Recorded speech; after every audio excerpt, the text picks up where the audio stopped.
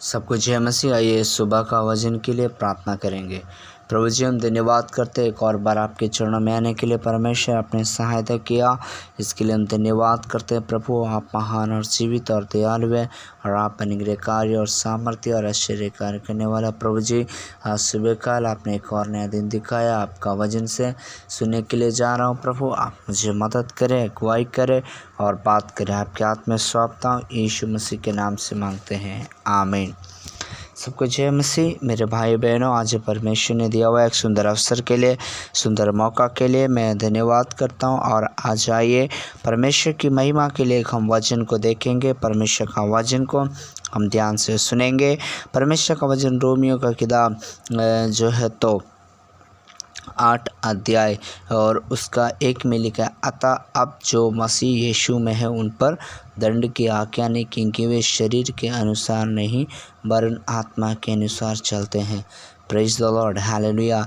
तो यहाँ पे परमेश्वर का वचन प्रेरित पौलुस और जो है तो रोमियो की कलीसिया को एक शिक्षा दे रहा है या चिट्ठी लिख रहा है। और उन्हीं दिनों में उन्होंने लिख रहा है रोमियो की कलीसिया के लिए कि अतः जो मसीह यीशु में है उन पर दंड की आज्ञा नहीं। हम जानते हैं दंड किनको मिलता है, जो गलत करते हैं, जो गलत चलते हैं और जो गलत काम करते हैं, उनके लिए पनिशमेंट रखा गया है।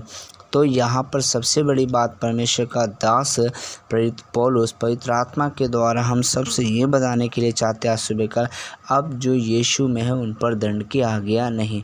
तो पहली बात तो जो मैंने बताया कि एक दंड ये था कि मनुष्य संसार का पाप में डूबा हुआ है और संसार का पाप में फंसा हुआ है, जिसके कारण मनुष्य के बारे में मनुष्य जाति को एक दंड था, वो भयानक नरक। तो जब यीशु मसीह में आते हैं, यानी प्रभु पे विश्वास करके, प्रभु को ग्रहण करके उद्धारकर्ता के रूप में स्वीकार करते हैं, तो वचन कहता है कि हम पर अब दंड की आज्ञा नहीं, क्योंकि हम उस भयानक नरक से बच गए, आमीन, जो शैतान के लिए बनाया गया। दूसरा जो है तो मसीह के ऊपर दंड की आज्ञा नहीं। बात ये कि किसी भी प्रकार का जो है तो संसारिक तनाव और पीड़ा से और वेदना से हम गुजरेंगे, लेकिन उस तरह नहीं गुजरेंगे जो बाकी लोग गुजरते हैं, हालेलुया। तो यहाँ पे लिखा है, अतः अब जो मसीह यीशु में है। तो सबसे बड़ी बात है कि आज लोग यीशु मसीह में कितने लोग हैं, मतलब क्रिश्चियन बहुत है, मसीह बहुत है, विश्वासी बहुत है, पास्टर और सेवक बहुत है, लेकिन दंड केवल उनको नहीं मिलेगा जो यीशु मसीह में है। तो गलातियों की किताब जो है तो 3:27 में लिखा है, जितनों ने बपतिस्मा लिया वो मसीह को पहन लिया। और यूहन्ना 15 का जो है तो 5 में लिखा है, जो कोई डाली में बना रहता है वह नहीं फलता, वह उसे क्या करता है, छांटता है ताकि और फले, और जो मुझे डाली से अलग हो जाएगा वो कुछ भी नहीं कर सकता है। तो पहली बात ये कि अतः जिन्होंने मसीह में बपतिस्मा लिया वो मसीह को पहन लिया। तो मसीह को पहनने का मतलब है हमारा स्वभाव, हमारा विचार, हमारा चाल चलन जो है तो मसीह में होना चाहिए, मसीह में चलना, मसीह में उठना, मसीह में बैठना।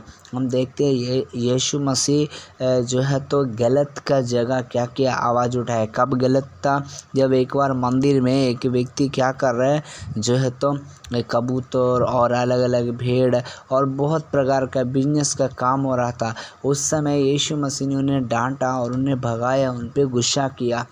तो अगर हम मसीह में आ करके हमें गुस्सा करना, मतलब जो है तो हमारा स्वभाव में बदलावट लाना, मतलब जैसे कि अगर हमें क्रोध आ रहा है, हम किसी को उल्टा जवाब देते हैं, सीधा जवाब दे, उल्टा पुल्टा जवाब बोलते हैं, किसी से मुंह लड़ा लगाते हैं, तो ये सब हम मसीह को नहीं करना है। अगर हमको कोई गाली दिया तो हम उसको गाली देना है, बल्कि ये हमारे जीवन से दूर होना है, क्योंकि हम परमेश्वर का क्या है, मंदिर है, और मंदिर में केवल प्रभु का बात होना चाहिए। देखिए, मसीह जीवन तो आसान नहीं है। कई लोग बोलते हैं अगर कोई हमें गाली नहीं देगा तो 2-3 शब्द उसको नहीं सुनाएंगे तो वो कैसे समझेगा, नहीं तो हमें कमज़ोर समझेगा। देखिए, हम तो कमज़ोर था, इसीलिए प्रभु जो है तो प्रभु क्या किया, वो उतना बलवान प्रभु, उतना महान प्रभु हमें और आपको चुन लिया ताकि हम बलवान बने। किस में? आत्मा में, ना कि शरीर में। हालेलुया। इसीलिए इधर लिखा है कि हम, जैसा मत्ती 7:1 में लिखा है, दोष नहीं लगाया जाए, तुम पे भी दोष लगाया जाएगा। तो जैसा अगर हम किसी को उल्टा जवाब देते हैं, किसी को अनादर करते हैं, या फिर हमारा मसीही जीवन में केवल हम अपने आप के लिए जीते हैं, तो हमें पक्का है कि जो दंड शैतान के लिए रखा गया है वो दंड हमें मिलेगा। इसीलिए तो यीशु मसीह का स्वभाव यही था कि वो ये दुनिया में 33 साल रहने का समय, सुसमाचार प्रचार करने का समय, सेवकाई करने का समय, वो लोगों के ऊपर क्या किया? प्यार किया, लोगों को भलाई किया, लोगों के जीवन में आशीष, लोगों के जीवन में उन्नति, लोगों के जीवन में अनुग्रह का बात। और जहाँ तक है तो परमेश्वर की उस आशीष को, परमेश्वर की उस अनुग्रह को क्या किया? वो प्रकट किया, लोगों के अंदर विश्वास को उत्पन्न किया। जैसे हम देख सकते हैं कि यीशु मसीह का एक अच्छा दोस्त लाजर मर गया, तो उनकी बहन के पास 4 दिन बाद जाते तो कहता है कि लाजर तो मर गया गुरु, अगर तू आता पहले तो मेरा भाई जीता। तो उस परिवार में क्या था कि एक विश्वास की कमी था, जो यीशु मसीह कहते हैं अगर तू विश्वास करेगा तो परमेश्वर को महिमा को देखेगा। तो देखिए वहाँ पे परमेश्वर ने क्या किया? लाजर को कब्र से जिंदा किए। केवल उस मार्था और मैरी का ही परिवार का विश्वास को नहीं बढ़ाया, बल्कि वहाँ आसपास जितने लोग थे वो लोग क्या किए? परमेश्वर की महिमा करने लगे। तो क्यों ऐसा हुआ? क्योंकि वो कब्र के अंदर तो लाजर को डाल दिए, उसके बावजूद भी वो परिवार यीशु मसीह का बाट जो रहे थे, यीशु मसीह का इंतज़ार कर रहे थे, यीशु मसीह के ऊपर उनका पूरा ध्यान था। हालेलुया। तो परमेश्वर यहाँ पे क्या करते हैं? उसके विश्वास को बढ़ाते हैं। हम देखते हैं कि यीशु मसीह जो है तो तोमा यीशु मसीह का चेला, जब यीशु मसीह क्रूस पे चढ़ गए, तीसरे दिन जी उठे, तो कई लोग विश्वास नहीं किया। तो उनमें से तोमा ने कहा कि मैं प्रभु का अंगुली डालने के बाद ही मैं क्या करूँगा? मैं विश्वास करूँगा। तो तोमा को भी प्रभु कहा कि हे तोमस, तू अविश्वासी नहीं, तू विश्वासी बन। तो देखिए प्रभु यीशु मसीह हमें किसी भी प्रकार से खोना नहीं चाहते। प्रभु यीशु मसीह हमसे कभी भी दूर होना नहीं चाहते हैं। हम लोग कई बार अक्सर क्या करते हैं? हमारा स्वभाव से, हमारा व्यवहार से, हमारा लेन देन से, हमारा चाल चलन से जो है तो हम परमेश्वर से हमेशा दूर जाने का क्या करते हैं? कोशिश करते हैं। तो परमेश्वर का इधर वचन में लिखा है कि यदि कोई मसीह में तो वो उन पर दंड की आज्ञा क्या नहीं है, क्योंकि वे शरीर के अनुसार नहीं बन आत्मा के अनुसार चलते हैं। तो हम देख सकते हैं कि प्रभु यीशु मसीह को लोग शरीर के हिसाब से और अपना विचार से, अपना सोच से यीशु मसीह को खोजना चाहा, लेकिन यीशु मसीह ने हर एक व्यक्ति को उस आत्मिक रीति से और आत्मिक रीति से, स्वर्गिक रीति से परमेश्वर ने लोगों को समझने में और पहचानने में परमेश्वर ने लोगों को क्या किया?